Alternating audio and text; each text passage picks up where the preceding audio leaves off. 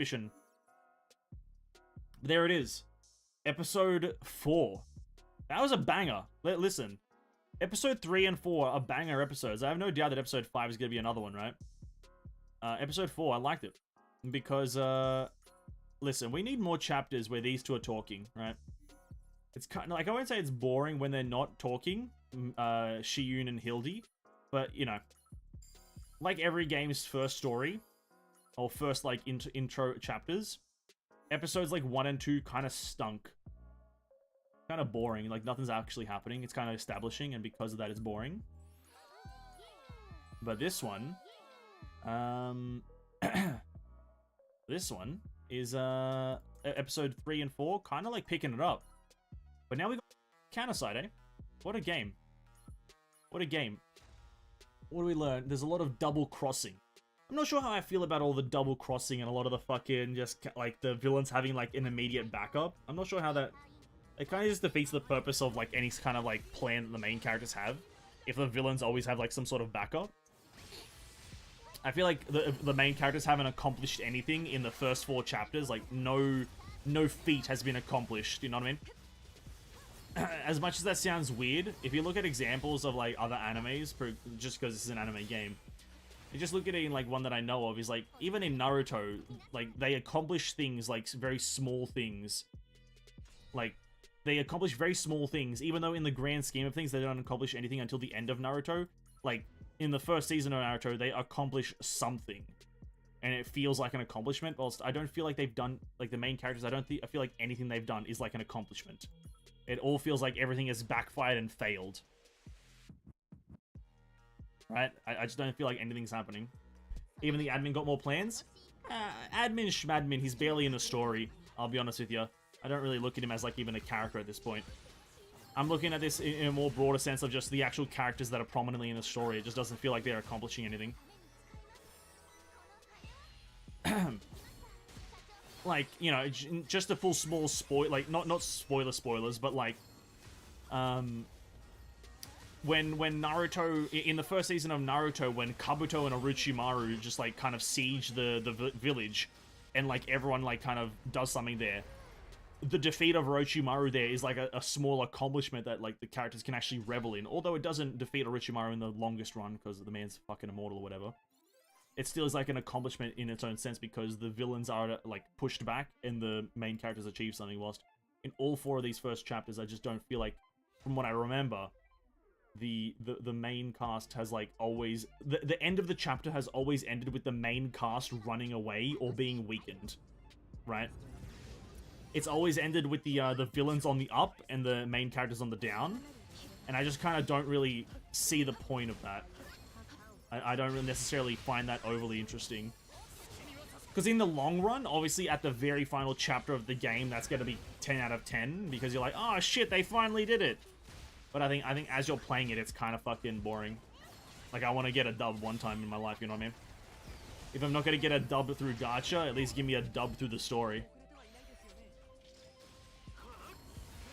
But then again, half the story, I guess, is ominous throughout Counterside because, you know, as the player, whose side are you meant to take here, right? Do you take the administrator side, who is actually you, or do you take the character side, who is not you? It's kind of hard to who to focus on. Because the administrator, although he's not against you, he's also not with you because he's technically not doing anything to support you. So it's kind of like a pretty fucking weird debacle of bullshittery going on. So, yeah. They are Merc doing their job is a win in their eyes, but I can't say much because spoiler.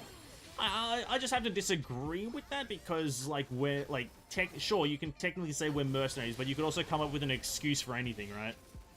Like, this is a story, and we are, it's not about, like, specific roles, but it's more so main characters, main antagonists, right? Main protagonist, main antagonist kind of the story. It's not more like, because you can break down everything to be, like, its own subcategory of everything, like, oh, you know, Orochimaru is not actually the villain, so he didn't actually suffer a loss, right? Well, he's actually just like what is it, an anti-hero.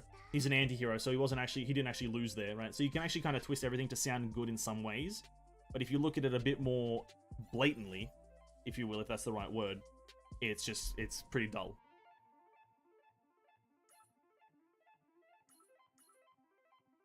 If you look at it a bit more just like good versus bad, or protag versus antag, it's kind of blatant.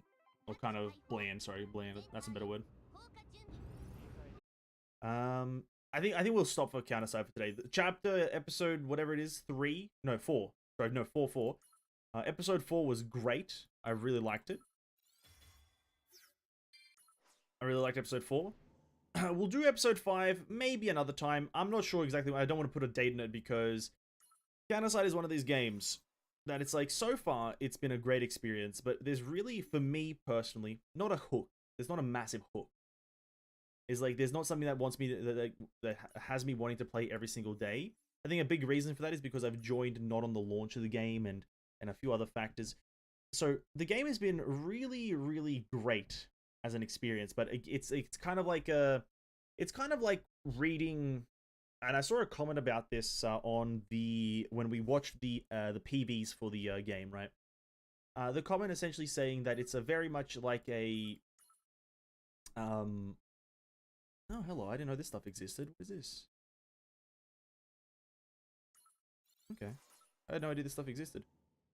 It's very much like a manhwa, and you know that's what is this? A mini one.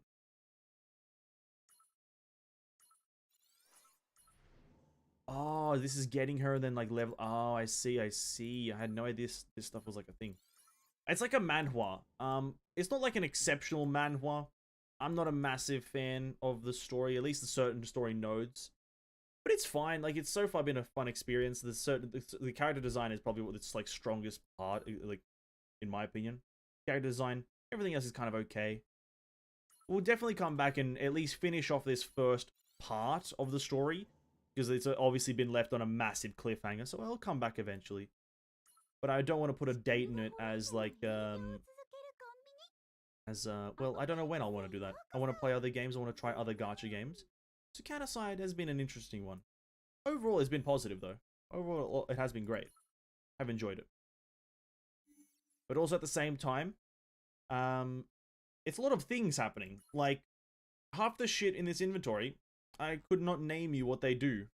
And so having a lot of this stuff just thrown at you, not an overly fun thing. I have no idea how the gear works and how you can get gear, other than just buying it, which is not my overly preferred method of getting gear.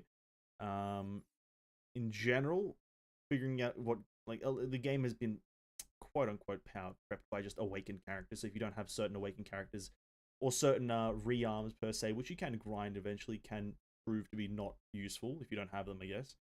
And yeah, it's just a game.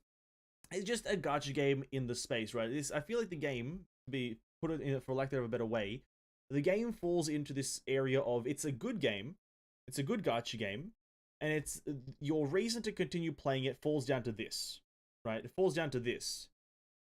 Do you like the art style or the characters? That really is. I don't think the game does anything so crazy that it like the system systematically or story wise it's gonna entice you.